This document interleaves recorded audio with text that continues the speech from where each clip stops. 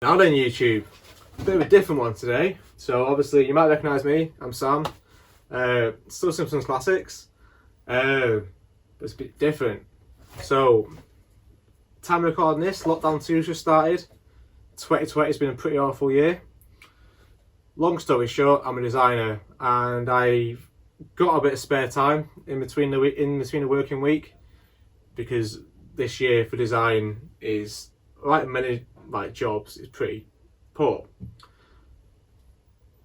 I've known Mark for a good few years now. I'm Mark and Tony, and we first started our first projects on the Midas build, and they helped me out a lot for a good 5 weeks, flat out. I'm with Mark's other half, flat out, getting the project done. Now, I've always been really grateful for that, and behind the scenes from the last lockdown, which you might or you might not know, that us three, we have done a lot on our cars. So bodywork, paint work, engine builds. Mark obviously doing the project clubman. I've done a lot, and we've all helped each other out through the group chatting every day. Now, obviously, I want to give something back. Now, through talking to Mark, going out on drives, so when we went on the Yorkshire drive from one of the previous videos, Mark's just not happy with the way Violet drives.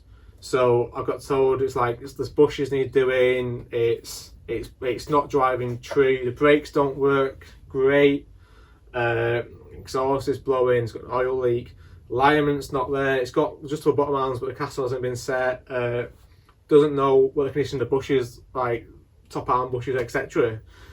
Wheel bearing, potential ball joint issues, and he just fell out of love with it a bit. Now, with my spare time, I saw this as a great opportunity to help a friend out. Now, this isn't planned. This isn't like a YouTube series where it's for the YouTube. This is in the true Danny DC2 Dan Sylvester style. So if you've not heard of him, I'd check him out on YouTube, because he's a pure Yorkshire lad who does vlogs for the vlog of what he's doing, not for doing it for the sake of doing it, if that makes sense. Which I started with YouTube 5 years ago, growing up with YouTube, watching him. So I like him rather than people buying a YouTube project for the sake of it. So it's going to be pretty pure and simple. It's not going to be a how-to, guys, because I don't have time for keyboard warriors. Life's too short to deal with bleep heads like that. So yeah, so hope you enjoy it. It's going to be fairly, like I said, I'm new to the vlog thing, so it's fairly new. This is my car, you might recognise it, Firecat. Done a lot to it, and I'm sure Mark will do a video on it at some point. But yeah, so we'll get on with Violet. We're going to see, I'm going to do a list of what's up with her, what we can do to her within the budget, what I can physically do here, so like alignment, all the mechanical stuff, and we'll go from there. So yeah, any questions, let us know, but I'm going to crack on now, and I hope you enjoy the ride. So as most things, you have to finish something before you can start something, and as it's real life, I went on a hoon last week, went over a bit of a pothole in the Peak District, and knocked my alignment out ever so slightly, so I know it was on the near side that was the side that got a bit of, how should I put it, it bounced up in the air, so something's knocked out on that side. So before we start, I'll just do a quick time lapse of checking the alignment. It's pretty crude, but it works. So there are people out there saying that you can do better. You can use string method. You can. I use this. It works out. It works alright. It works good. And even when I've had new tyres fitted and I've had a laser alignment, 4-wheel alignment check, it's been bang on a modern car. So hey.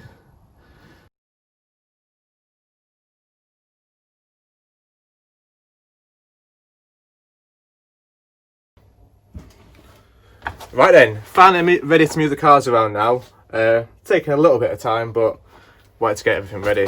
Now, I've got the oil pan ready, because I've heard that Violet's a bit of a gusher, and we can't have that in this garage. You have to be nice and tidy-ish. Anyway, I'm not going to bore you with any of that, so without further ado, let's get on with it.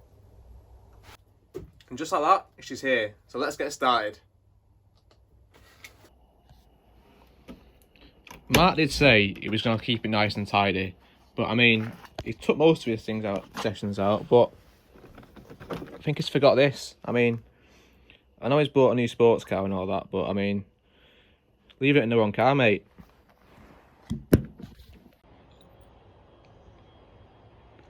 To be fair, I'm just had a quick look around the car, and he's well prepared, is Mark. So he's got his Haynes manual, he's got his magazine, he's got his little toolkit, he's got his famous picnic blanket, you know, got his foot pump, you know, I'm sure he loves using that.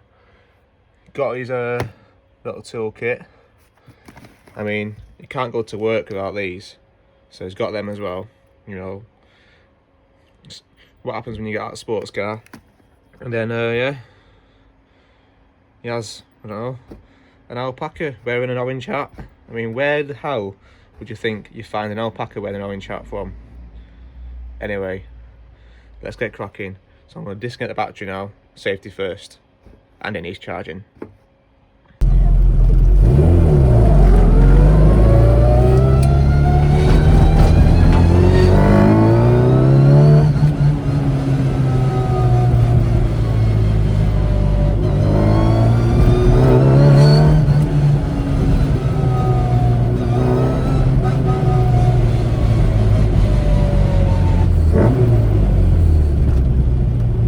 I'm not sure why you can hear me, but real world situations happen. My 3-ton jack has decided today of all days to break. So the seals on the pistons on the jack have gone. So I'm currently on my way, distantly of course, to go and see my dad, because he has my old jack, which is now with the Midas. So we just have to go and see him. And obviously, it's an essential journey, so you have to bring the essential car, don't you? So, no radio, just straight cuts. And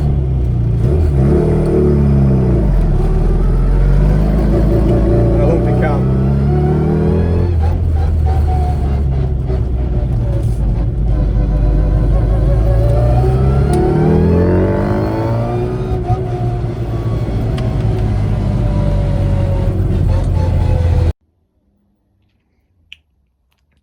Right then, so we've got a second jack. It's not a perfect one. They're both pretty basic, but it'll do the job. It's done the job for the right before I had the super duper jack that's now broke. So one of the hardest things about starting is working out what to do first, because if I'm going to have to do a wheel bearing, I need to loosen the CV nuts before obviously those axle stands. I mean, with these jacks, it's going to be a bit of fun putting on axle stands. So I think the first thing I'm going to do is jack up each side at the front just to get the wheel off the ground. I'm going to check the wheel bearing play, check for ball joint play, and try and see about top arm play. But I've got a feeling I'm going to take the hubs off anyway, just to check them over. I can check the top arms better then. And it's something. A top arm is something that people say don't wear out and stuff, and that's what I sort of has been taught growing up, that they don't, but as I found out recently, they do.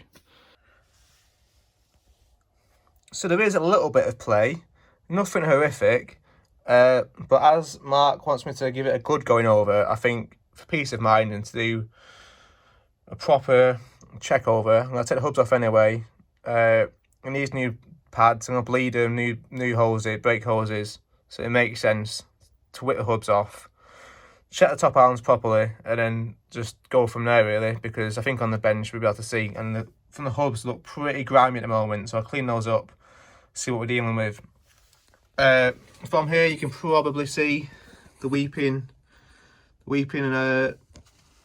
sump plug. Now Mark said it's been helicoiled, so I've got a new washer to fit, got some Halamar Red, which I use on my sump plugs. Hopefully that'll sort it. It's going to be fun though, because I'm either going to put it on its side or drain it and put new oil in, because I've got a thing that'll go everywhere.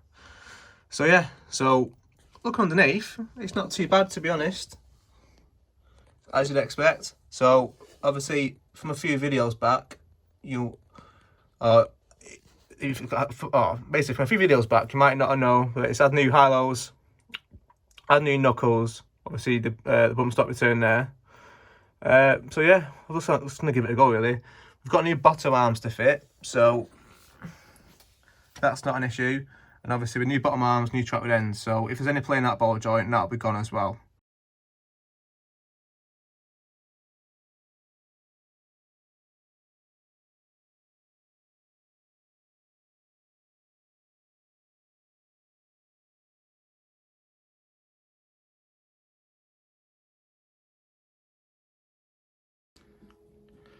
And yeah, obviously 13's gone on. It's just easier uncracking the CV nut off rather than taking centre caps out.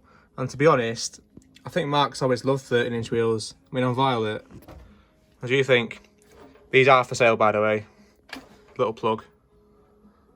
Mark had a bit of a blowing issue. There's a bit of soot there. But the main thing is this joint here. I absolutely hate these. It's not sitting square at the moment, so that gasket isn't doing anything either. So I'm gonna see, because if it's anything like the original manifold I had on the MPI, MPI had a ball and socket into that, and it was absolutely awful for sealing. Unless it was brand new, it bloody leaked, and it's, yeah. I don't like carbon monoxide poisoning. I nearly had it once with that joint. So, and the front one ain't too bad. A little bit of weeping, but I mean, even on my 350, I've had to get some carbon graphite composite gaskets, because basically they're thicker, and when you squeeze it off, when you squeeze and clamp the load, they take up any imperfections in the two mating surfaces of the flanges. And yeah, we can't use any flange sealant, unfortunately, because I know Tony is going to be up there thinking about this now, but we can't use that. But anyway, seems to be alright underneath. It's just literally a well-used Mini, you know. You can tell it's been places, and it just needs a bit of TLC, which I think Mark is planning on doing anyway, so whether I get roped into it or not. Right, as soon as we're underneath looking at exhaust, I've just noticed a drip on the axle stand. Now, yes, I would normally put wood here on the axle stand, but because obviously I'm using my paw jack, I just couldn't get the leverage up, so I'm not prepared to do that. But this subframe is, I don't know if you can see, it's dripping water quite a lot. So it's been in the garage over a day now, and it was dry when it went in the garage, and it's wet, and that's water. So I'm guessing some sort of coolant. I will check that out in a minute.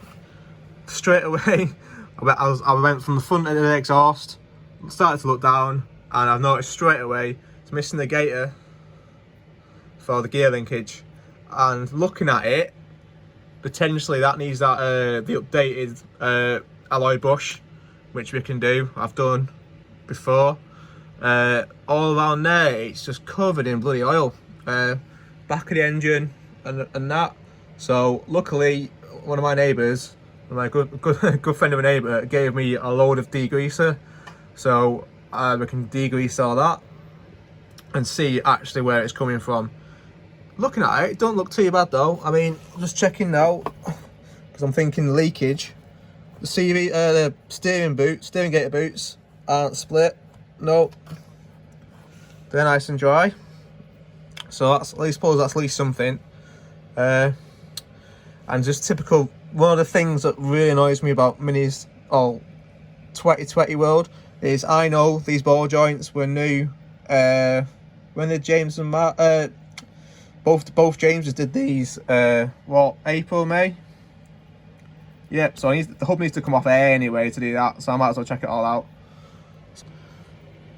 So far on the shopping list then, we've got that gear gator and the seal kit.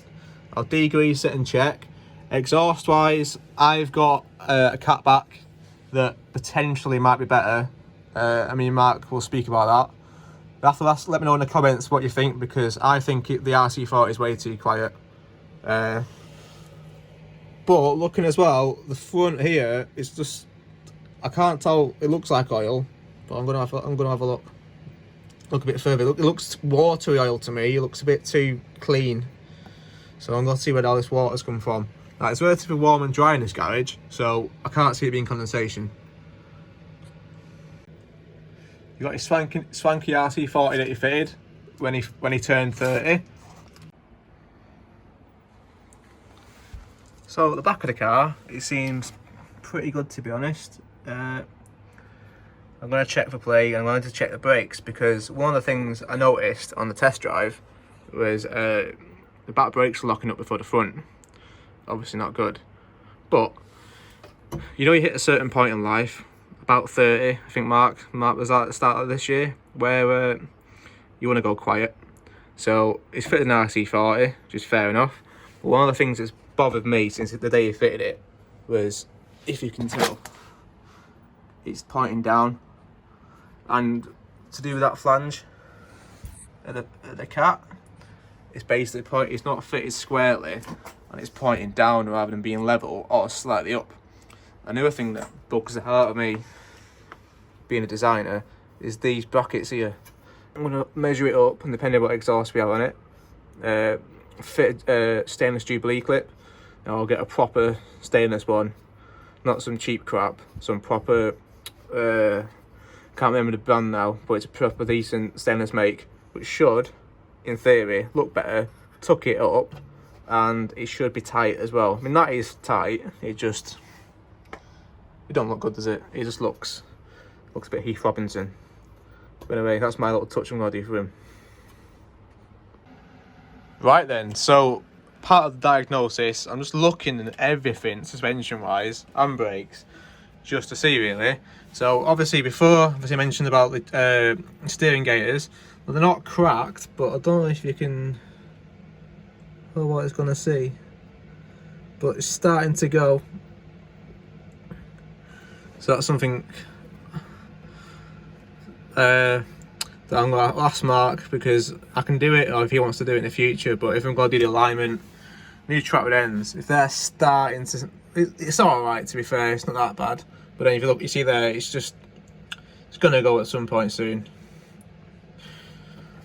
So moving on, we're going to have new track with ends anyway, because the more negative camber, you want to fit a longer one, so you've got some more foot engagement. For safety reason really, you know, bottom braces. Now, this seems alright. There's a little bit of a groove on the sea washer, so I'm gonna see once I take all this off what state that's like. Normally I try and, if there's any sort of doubt, I'd fit a new one, but we'll see. We've got new pads to go in. Well, we're gonna get some new pads for the shopping list. Brake fluid change, because they just haven't been working great. And they don't look like they've been working too good, I'll be honest with you. They're pretty, I don't know if you can see on the camera, it's not even like a rust, it's more like a bronze, where they've just not been working. So, whether there's some cheap pads, I'm going to try and put some Mintex in. But yeah, we'll see. I'll bleed them up and I'll bed them in, I'll get them nice and up when I bed them in. That's probably the way forward. Now, interestingly, it's got a spacer on the bump stop, which I don't run that spacer, so the bump stop's a little bit higher up, so I've got a bit more clearance for the top arm. Taking the hubs off, I'm going to then take the shock off to then check for lateral play in the top arm. The other thing we're going to do is we've got adjustable tie bars, and it's got the uprated mini spares bushes, which are a bit of a marketing ploy for me, because I don't know if you can see, but they've already started to crack already, so we're going to polybush that. We've got a new 1.5 degree bottom arms to go on with polybushes in, so it's probably, I don't know if it's a bit better, but yeah, the offside is worse, but the near side, they're not too bad, but they're starting to fatigue, so they're going to get polybushed. It's a matter of opinion, but we're going to try it. I'm happy the polybushes on mine. Now, because of adjustable tie bars, Mark set them originally to standard length, which most people do. We can set the caster. Now, one of the issues we're having scrubbing with the split rims. Now, I think I'll see what the set the caster's like, and we'll see how close it is to that, and we'll see a happy medium between the two. Because I run same offset wheels, and I don't scrub there. I scrub the arch, but I don't scrub the metal, so we'll see. Moving forward, a nice little surprise for me. I was going to bleed the brakes anyway, because as you can see, I'm not doing too much. Mark was like, oh yeah, I've got some braided hoses to fit, so we'll do that. And everyone who's done these before will know these either go really well, or that union can be an absolute pain. So we shall see on that one. But one of the things I'm going to do very shortly, once I took the hubs off, is I'm going to plus gas everything, because I know some of these things are going to fight me. So more plus gas the better. I can't seem to find where this leak's coming from yet. I just checked the radiator. It seems alright, so we shall see. The other thing we're going to do is these subframe mounts are alright, but we're going to solid. So again, they'll be questionable for the road car. You'll get varied opinions, but from personal experience, I'm discussing a lot with Mark. Solid mounts are what we're going to do to tighten Violet up. So we're going to go them.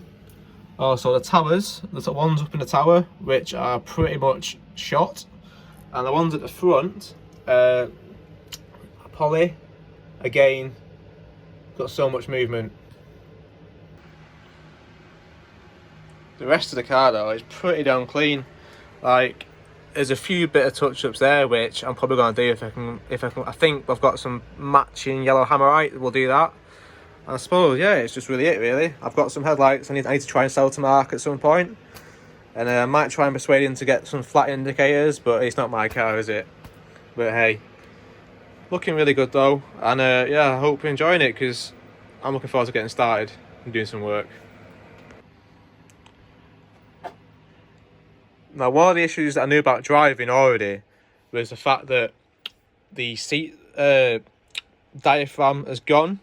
So I knew about this before, but it literally is pretty dire to drive. It feels like you're not sat on a seat. Now we're either I'll re-cable tie it again, which Mark's done in the past, but there was talk of looking and trying to get another bucket seat. We'll see what goes on. I have tried to sign some MPI seats that I have for sale, little plug there, but yeah, I don't think they suit this car. Monkey seems happy though. Right, I need to get my hands dirty because they're pretty clean right now. Part of the usual service, it's got a K&M filter in it. I've got some cleaner, so that'll be a little easier job to do. Obviously doing the oil, because I've got to drain it anyway. It's pointless putting it in. You'll know from my previous videos that the radiator fluid pretty decent already, so as long as that's alright and not too murky, we'll be fine. Now, confession time for Mark. You can't remember the last time the tap-up was done, so considering I quite like doing a rule of 9, as nerdy as that sounds, I quite enjoy doing it. That will be done too, so hopefully it should be singing a bit smoother. So there's one more job for the list.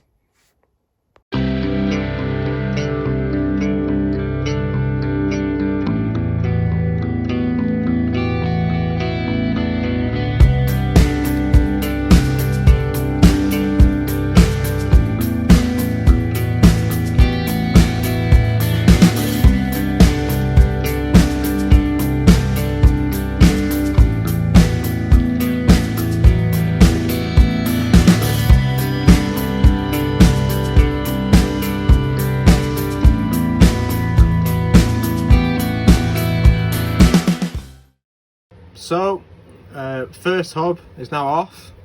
Now, a bit hard one-handed, but top one, way too slack. Shouldn't be able to do that. But the opposite, so the bottom one is, yeah, it's alright. I think it's a bit on the stiff side, but yeah. It's a bit stiff, that. But yeah, there you go. Bearing isn't looking too nice either. And yeah, these caliper bolts fought me a little bit, but hey. Right, well, I've managed to mess up that time lapse, but the hub is off, complete with a disc, just like the other side. Now the CV, it seems to be okay. It looks grooved, but the fingernail test, it's fine. Pretty loose. Brake pads seem glazed, so I think with a flush that'll do a world of good. And one of the things I have done is I've just took the suspension bolt out, tar bolt, with the rubber, so we're changing that at some point. Compressed the cone to take the load off the trumpet, which takes the load off the top arm. Now wiggling in it, I cannot get any lateral movement in between it. It's tight. Done the other side, that's tight too. So luckily top arms are good, but as you'll probably see from I'll put a few clips in now, you can see why the rubbers, especially today, doesn't really seem to last.